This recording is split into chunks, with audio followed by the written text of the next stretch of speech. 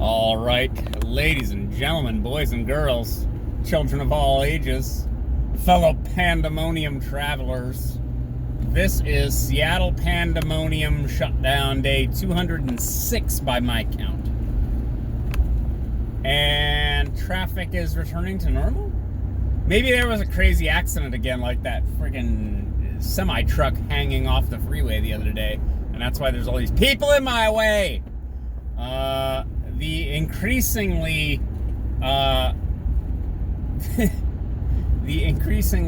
less crucial, what was the term? What was the phrase? Mandatory, crucial, personnel, mandatory personnel, whatever it was called. More and more people are returning to our roads, like fish returning to the stream to go up and spawn. Life is returning to normal, and some portion of it is terrible. It's awful. All these people in my way. You see all these people? You see them? All these people in my way. These people weren't in my way even 6 weeks ago. A couple months ago. Hell, 6-7 months ago, the streets were empty and it was glorious. And now all these people are in my way. Look at this guy. What are you doing? The Honda Odyssey. What are you doing? Are you gonna merge? Oh, okay. Yeah, hop in behind me. There you go. There's just people. When people are driving on the roads, it's terrible because they don't know what they're doing. They're dangerous. They're destructive. They don't care about anyone else, and it's very dangerous. We're gonna see. I'm going to film an accident directly in front of me. Hopefully it doesn't involve me. That's just something that's going to happen. Downtown in 10 minutes. Okay, that's adorable. What are we doing? What's going on? What's going down? I was told to talk about the presidential debates, which are, I believe, tonight. The two octogenarians are going to try to debate each other, and I'm gonna go back to fucking Tesla drivers. You guys are next on my fucking list. You guys are rising in the ranks. You got your BMW drivers, you got your Audi drivers. Tesla drivers are right there. You're fucking rising in the ranks, you shitheads. The computer is supposed to drive for you, and yet you're still pissing me off. All right, anyway. The presidential elections. You got the two octogenarians. I know they're both not 80 or whatever. Shut up. No one cares. I'm gonna have to go back to Christopher Hitchens.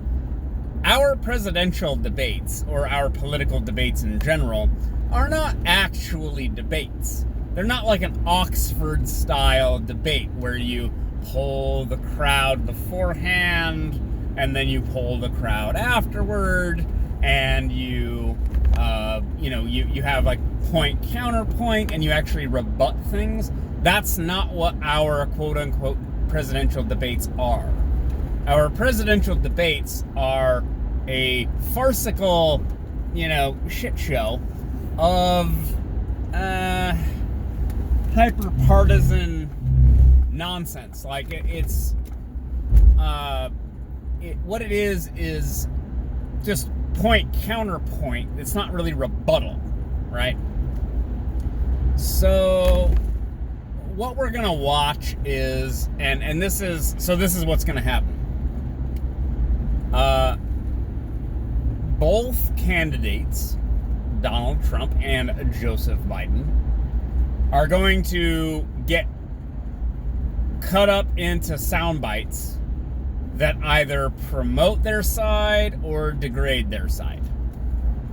And the angle is going to be, let's see, Trump doesn't care about the working people, and he doesn't care about minorities, and all the coronavirus deaths are all his fault, and blah, blah, blah, blah. The alternative angle is going to be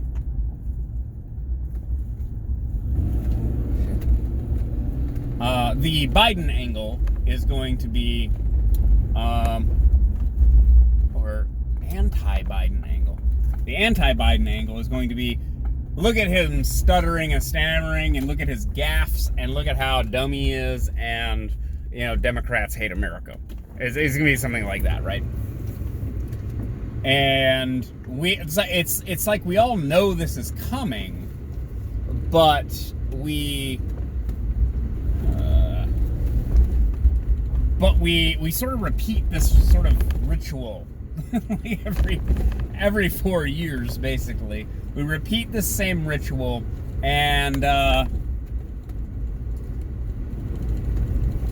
mean, I don't know what to tell you. It's like, is there something revealed by these debates, right? Like, whether someone's quick on their feet, on their toes,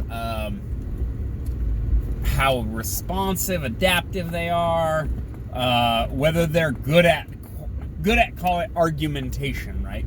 Because if I say Waterworld is a great movie, and you go, what the hell are you talking about? It's a terrible movie. I've got to have at least 3 zingers to fire back. No. You got Jack Black flying a biplane. You got Kevin Costner shooting a harpoon gun. And you've got Dennis Hopper intimidating people. 3 reasons why Waterworld's a great movie. There you go. Check. I at least have some argumentation to go against the general notion that Waterworld is not a good movie, right? So, where was I going with that? Like, Biden as president, XYZ. 3 bullet points. Give me 3 bullet points as to why Biden is a good president. Give me 3 bullet points as to why Trump is a good president or a bad president. Let's see. Good president. He's got a hot wife. Melania's hot. He's funny. Donald Trump is funny, and I'm going to defer to literal stand-up comedians who have pointed out that Trump is funny. He does great crowd work. The guy's funny. And he's managed to navigate, like real estate and entertainment and everything else. He may not be this like mega superstar that people think he is, but he's been prominent for a long, long time. The guy's more famous than you are, so give him that. You have to give him that, right? Now Biden, all right. Biden's been in office since like the 40s or something. He was vice president. I'll give him that. Yeah, I've never been vice president, and no one's asking me to be vice president. No one's like, hey, Kyle, you know who I need to be VP with me? You're the guy. I can't even get anybody to vote for me for mayor of Seattle. Never mind becoming VP. But he's been in the Senate for a long, long time, and maybe didn't get a lot done, or maybe he did. He voted in the crime bill. Like, the dude has worked with a lot of people over a lot of years. He's got children and grandchildren. I don't have any children. He's beaten me in that. He's got children and grandchildren. Maybe Hunter isn't the best specimen ever concocted, but there you go. And he's probably wealthy. He's probably got multiple properties, and I think he had like a Corvette Stingray in one of those promo videos. He's got a cool car. Grant these people what they're due, right? These people are not they might be old, they might be somewhat senile. I believe Biden is half moribund. But they have accomplished things. So stop acting like these people are just complete imbeciles. While you might think they are, and maybe they are, stop acting like you're a genius when you're a 25-year-old blogger, blue check moron on Twitter who thinks that you've got it all figured out. Let me know when you own an apartment building in Manhattan Let me know how that's going for you. There's a hard reality here where we are cartoonizing these fucking old people that we've appointed to be our leaders, and then there is the reality of like, yeesh, like how bad is it? Like Trump has a potty mouth, and Biden is fading like cognitively. I believe that is so. Donald Trump, I think he's an asshole. I mean, he's a dick if you're mean to him. If he doesn't like you, he's an absolute prick to you. Biden is an establishment hack. He's been in office, again, he's been in office for decades, and all these problems that have continued, and then he's like, oh, look at all these problems. And you're like, yeah, you're part of the problem, dude. You've been there this whole time. Like, Trump came in from the outside. He's trying to sort this shit out. You're the one that's been there this whole time, and it hasn't gotten better. Right? It's the same with Nancy Pelosi. What, are you the change candidate? Now, I've heard this. I've heard that Nancy Pelosi was an early adopter of special or specific treatment of AIDS patients back when AIDS became a thing. Back in the like late 80s, she was a leader in terms of getting special treatment for them and not demonizing them and like visiting them and like kind of like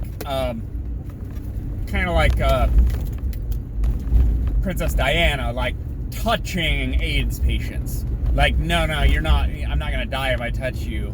And so not demonizing them. And, that's to her credit. She did a good thing at the time. But now she's like 80, and she looks like the Crypt Keeper, and she has these weird gaffes, and Jerry Nadler is up there shitting his pants during, like, press conferences and stuff. Like, these people need to retire, and then, like, assholes like me need to take over. This is the problem that we're facing. Is I hate everything. I can't even describe how much I hate, what I hate, and in what levels. Like, I just hate everything, and I have no hope for anyone, but you're supposed to listen to me, and I'm going to help walk us through what we're dealing with. These people are old, beyond imagining. They're old, they're decrepit, they need to retire, but people like me aren't stepping up. Millennials aren't stepping up. Or if they do, it's Alexandria Ocasio-Cortez. It's some shit-lived socialist nonsense that sounds real great to people who are broke. And that's what that is, right? As opposed to entrepreneurs, innovators, creators, right? We're all sitting here going, well, someone else will figure it out. No, they won't. That's the problem. No, they will not figure it out. We have to figure it out. Meaning me, you, apparently. I don't know. Like, I keep joking about running for mayor of Seattle. And maybe I'm joking, maybe I'm not. I don't know. What do you guys think? Because we got to do something, because this can't continue. Well, that's enough from me for one day. For a Tuesday, anyway. Talk to you guys later. Bye.